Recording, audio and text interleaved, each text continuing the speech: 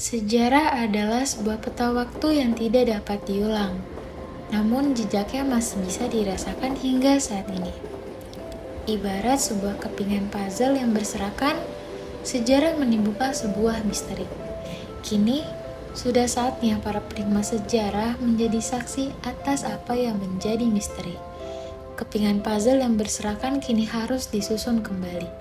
Disusun bukan hanya sebatas ingin menjadikannya terlihat utuh, melainkan mampu membuat semua orang paham dan tahu bahwa sejarah akan tetap mendunia kapanpun dan dimanapun kita berada.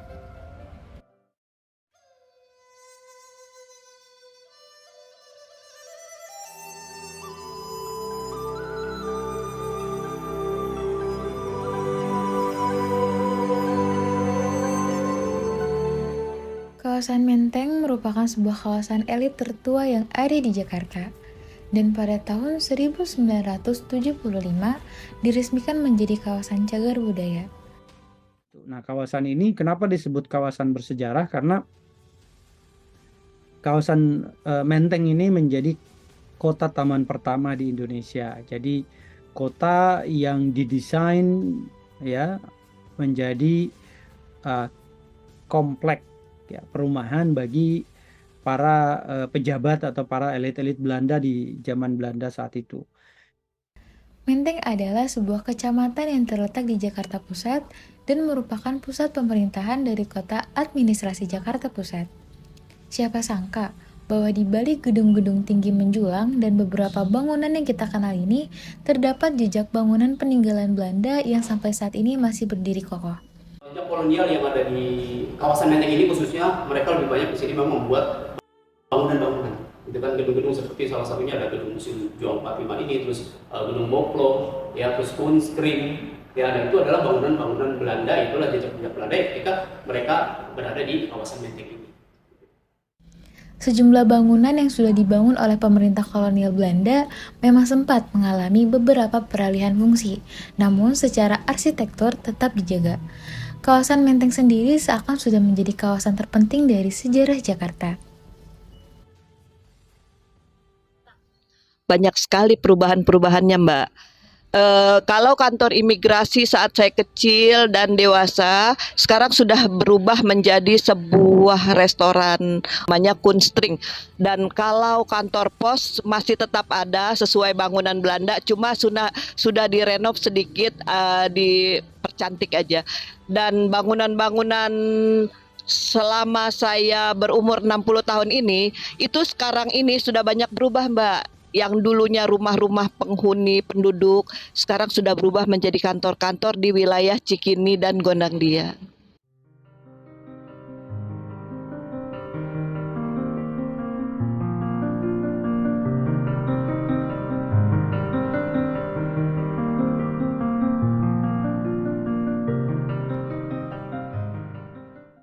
Kawasan Menteng merupakan kawasan pemukiman yang berkembang pada awal abad ke-20. Awalnya, Menteng hanya sebuah tanah milik masyarakat keturunan Arab. Namun, semenjak pemerintah kolonial masuk, kawasan ini diambil alih untuk dijadikan pemukiman yang sengaja dibangun oleh pemerintah kolonial Hindia Belanda sebagai hunian eksklusif, dengan menggunakan konsep taman dan menjadi kawasan pemukiman pertama di Indonesia yang menggunakan konsep taman.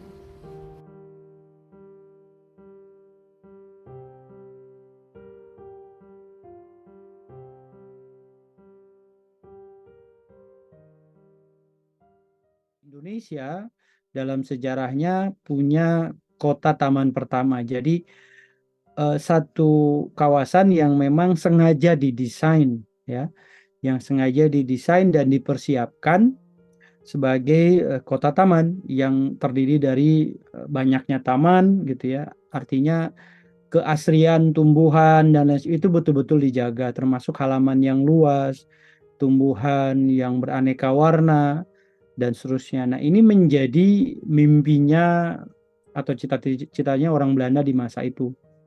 Bahkan Menteng ini dilengkapi dengan pasum, ya, fasilitas umum yang saat ini banyak ditiru oleh pengembang-pengembang atau real estate di zaman sekarang. Nama Menteng diambil dari nama pemilik awal tanah partikelir, yaitu Van Menteng, seorang pejabat kolonial terkemuka pada awal abad ke-19. Namun, menurut narasumber, nama Menteng berasal dari nama buah menteng, karena dahulunya kawasan tersebut dipenuhi dengan pohon menteng.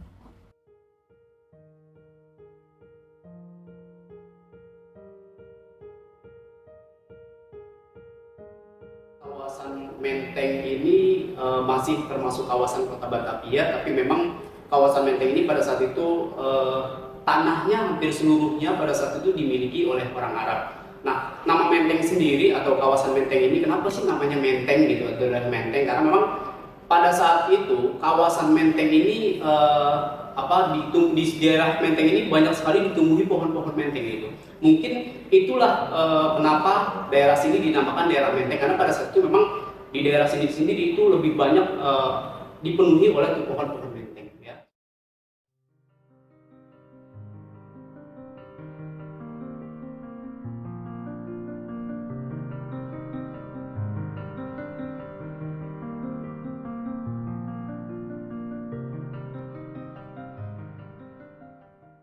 Pemukiman Menteng pada dasarnya terbagi atas dua gelombang perkembangan. Gelombang pertama atau perintis pemukiman Menteng bermula pada daerah New Gondangdia yang didesain oleh Pei Moyan pada tahun 1910. Sementara gelombang kedua adalah saat pemukiman ini meliputi daerah yang disebut New Menteng yang didesain oleh Kubas pada tahun 1922.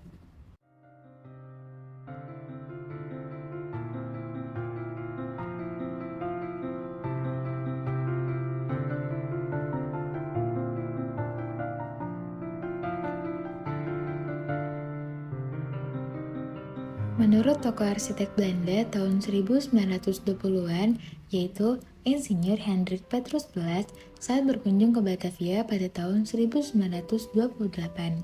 Saat itu, ia ditugaskan sebagai penasihat perkembangan kota Batavia dan menyebut Menteng sebagai lingkungan Eropa.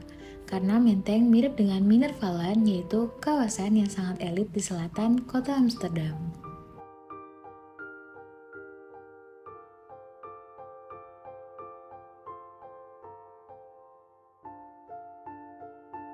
Moyen dituntut untuk merancang dan mengembangkan kawasan Menteng dan sekitarnya untuk menciptakan konsep Garden City yang mengacu pada konsep kota taman Emenzer-Howard dan mempunyai standar sanitasi dan estetika Eropa saat itu.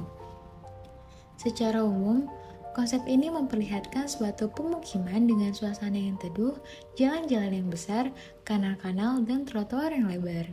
Namun, dikarenakan konsep rancangan Pei Moyen yang kurang praktis, akhirnya Pei Moyen digantikan oleh Kubas di tahun 1922. Adapun bangunan-bangunan peninggalan Belanda bersejarah yang sampai saat ini masih kokoh berdiri diantaranya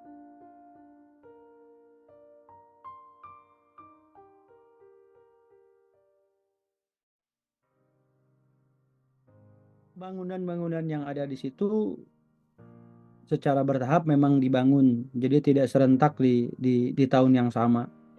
Nah, yang lebih dulu dibangun itu adalah Cut Mutia, jadi gedung Cut Mutia, Masjid Cut Mutia.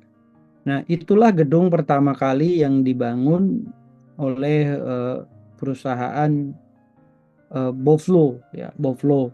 Boflo itu atau Boplo orang sekarang bilangnya, itu adalah perusahaan real estate pertama. Jadi yang ditunjuk untuk menjadi pengembang daripada kawasan Gondangdia. Gedung Paul Block dulunya merupakan gedung kantor biro arsitek sekaligus pengembangan yang berdiri pada tahun 1912. Perusahaan ini dibentuk oleh pemerintah Hindia Belanda untuk membangun perumahan bagi masyarakat Belanda yang menetap di Batavia, khususnya di wilayah Menteng. Gedung Paul Block sendiri saat ini sudah beralih fungsi menjadi sebuah masjid yang bernama Masjid Cut Mutia.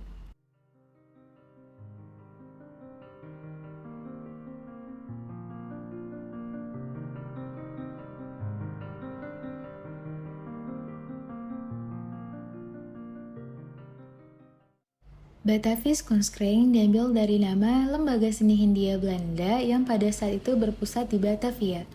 Pada awal abad ke-20, gedung ini dibuka pada 17 April 1914 dan digunakan sebagai tempat pameran seni dan juga sekaligus menawarkan hidangan kelas atas.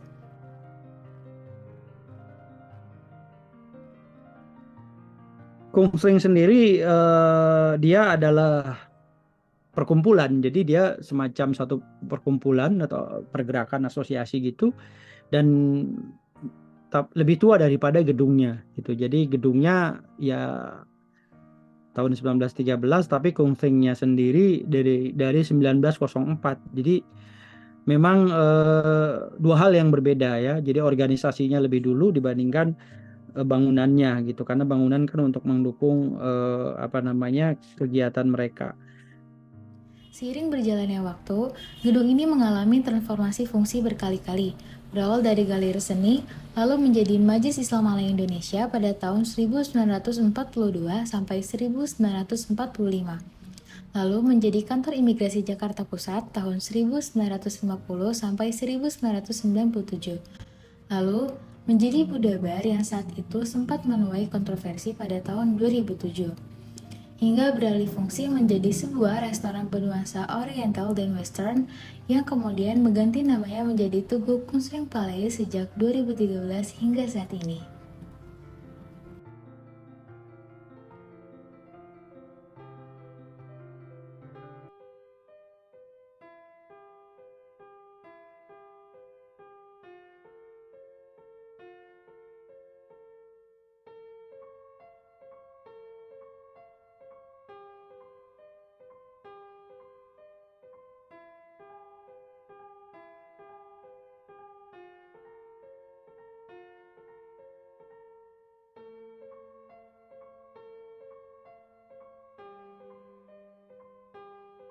Gedung Loge Gebouw adalah gedung yang dahulu digunakan sebagai loge. Menurut Adolf Kahn dalam bukunya Menteng, Kota Taman Pertama di Indonesia, dituliskan bahwa gedung ini dirancang pada tahun 1925. Gedung ini terletak persis di selatan Taman Suropati yang sudah dibangun lebih dulu dan kini bangunan tersebut beralih fungsi menjadi kantor Bappenas.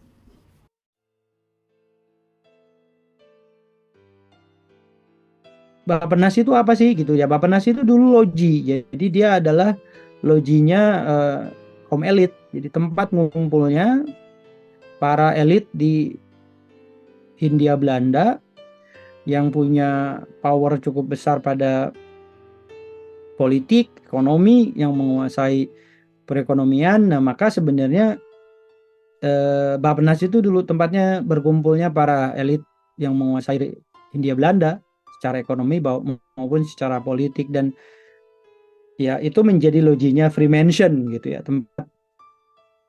tempat berkumpulnya anggota Freemansion, dan anggota ini tidak diketahui, hanya orang elit-elit tertentu yang paham ya, karena rahasia mereka, nggak ada yang tahu di masa itu. Jadi dan yang ikut ya biasanya orang-orang hebat ya, orang-orang besar gitu. Jadi jaringan mereka sangat kuat, terutama untuk mempertahankan, untuk menguasai jaringan perdagangan, ekonomi, politik, dan lain sebagainya.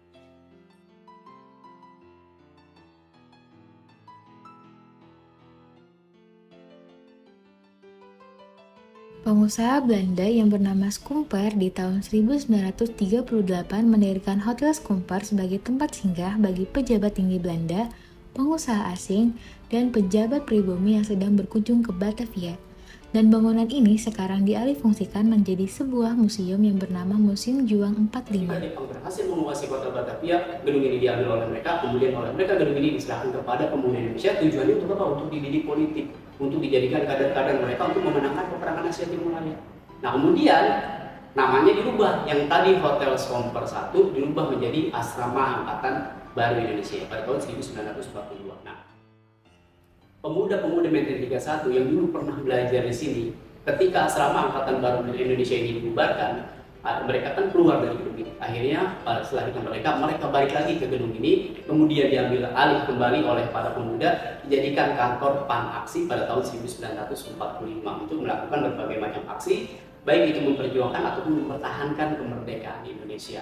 Nah, kemudian 1972 gedung ini ditetapkan sebagai gedung bersejarah, kemudian direnovasi 1974, kemudian gedung ini diresmikan menjadi Museum Juang 45 tepatnya pada tanggal 19 Agustus 1974 oleh Presiden kedua kita Pak Soeharto dan Gubernur pada saat itu Bapak Ali Sadikin.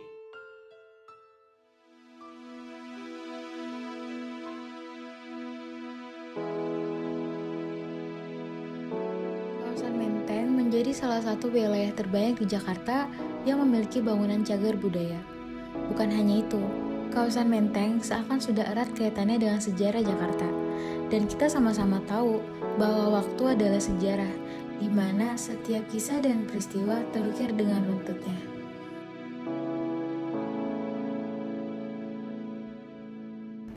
Tentunya harapan kami untuk melestarikan ya, tentunya kami sendiri berharap kaum muda nih yang kami berharap lebih giat lagi, lebih mencintai sejarah lagi, gitu supaya sejarah ini nggak akan hilang dan putus seperti itu saja, bro. Itu aja sih harapan kami, kaum muda bisa lebih mencintai sejarah.